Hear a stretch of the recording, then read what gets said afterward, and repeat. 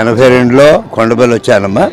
నా పేరు కృష్ణప్రసాద్ స్వామి, మేము అయ్యప్ప గురుస్వామిని.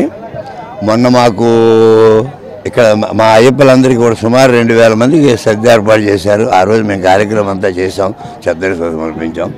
నా చిన్నతనం నుంచి వైజాగ్లో కొండ మీద 3 దేవాలయాలు ఉన్నాయి. 1 వెంకటేశ్వర స్వామి, 2 చర్చి, 3 బాబాగారి. అక్కడ ఆ దర్గాలో కొబ్బరికాయకి కొమ్ములు ఉంటాయి. ప్రతి వాళ్ళు ఇంట్లో ఏదైనా శుభకార్యం చేసుకోవాలంటే ఒక కాయ తీసుకెళ్తారు, శుభకార్యం అయిపోయింది మళ్ళీ ఇస్తారు. చిన్నప్పటి నుంచి ఇంచుమించుగా భారతదేశంలో ఉన్న దర్గాలన్నీ కూడా చూసాం. అజ్మీర్ షరీఫ్ కూడా 3 టైమ్స్ వెళ్ళాం. నాగూర్ షరీఫ్ వెళ్ళిన తర్వాత మా అబ్బాయి ఆరోగ్యం బాగోయింది. ఎవరైనా ఏ దేవుడైనా ఒకటేనమ్మా. మన నమ్మకం, సర్వమానవ శుభ్రాతృత్వం అంటారు.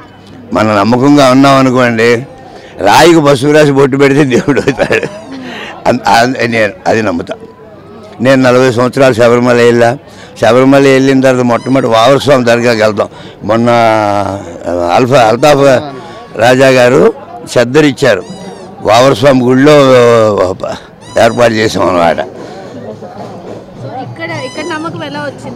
ఇక్కడ నమ్మకం అంటే నేను కొండపల్లి వచ్చి 82లో వచ్చానమ్మా.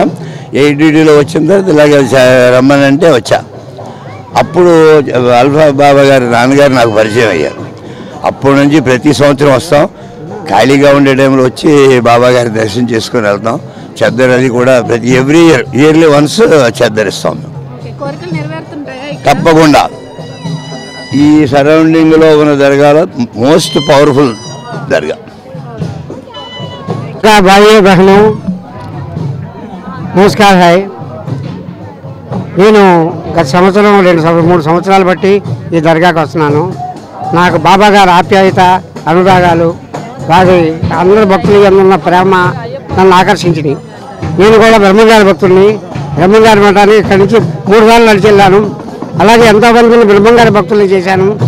అలాగే ఇక్కడికి వచ్చేటప్పటికి అది కూడా మా సిద్ధయ్య గారు కూడా మామూలు ఆయన్ని బ్రహ్మంగారి శిష్యుడు సిద్ధయ్య గారు. అలాగే ఇక్కడికి వచ్చిన తర్వాత నాకు అనేక అనుభూతులు కలిగింది. ఎంతో భక్తి ఉంటే తప్ప ఇంత కార్యక్రమం చేయడం, ఇంత అన్నదానం జరగడం కష్టం. దర్గాల్లో ఇంత గొప్పతనంగా నేను ఎక్కడ చూడలేదు. చాలా ఆనందంగా ఉంది, నాకు మంచి అనుభూతులు పొందాను. ఇంకో విషయం ఏంటంటే ఈరోజు ఒక నిదర్శనం జరిగింది.